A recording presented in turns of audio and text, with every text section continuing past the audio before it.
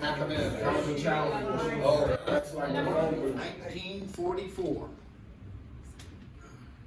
crippled this town beyond help. The families, the close friends of the Tribute Center, this is your work. You created this here to pay homage, well-deserved, to your uncles, whose portraits are on these hallowed walls. 5 weeks after the invasion,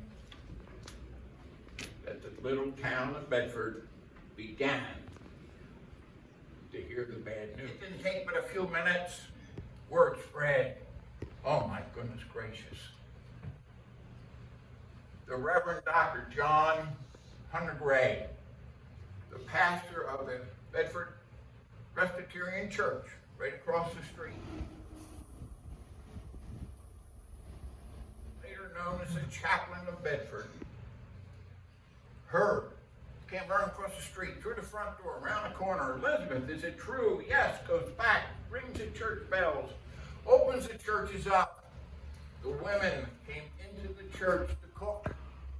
The men went out on the farm to take care of the farm animals, so the families could come in and wait for the telegrams.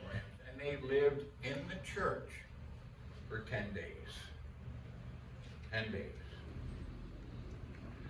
So today, we're here to commemorate this 80th anniversary, not as a day of sorrow. Everybody in this little town of Bedford, 3,200 people, came together, rolled up their sleeves, and helped these families through their darkest hour. During World War II, 38 young men from the town of Bedford and surrounding Bedford County, Virginia, serving as members of Company A, 1st Battalion, 116th Infantry Regiment, the Stonewall Brigade, 29th Infantry Division, the Blue and Gray Division, were the first assault troops to land in Dog Green sector of Omaha Beach 75 years ago on D-Day, June 6, 1944. During Operation Overlord, the invasion of Normandy. This sector was the most heavily defended by the German forces, and within 15 minutes of its landing assault, Bedford lost 19 of its finest young men, killed in action. And it's like it happened yesterday, sorry. And many severely wounded. Bedford suffered the highest per capita loss of men nationally during the invasion. Whereas nearly 6 weeks had passed since the invasion, the town of Bedford and its surrounding area, families had not heard any news about the fates of their sons, brothers, and husbands.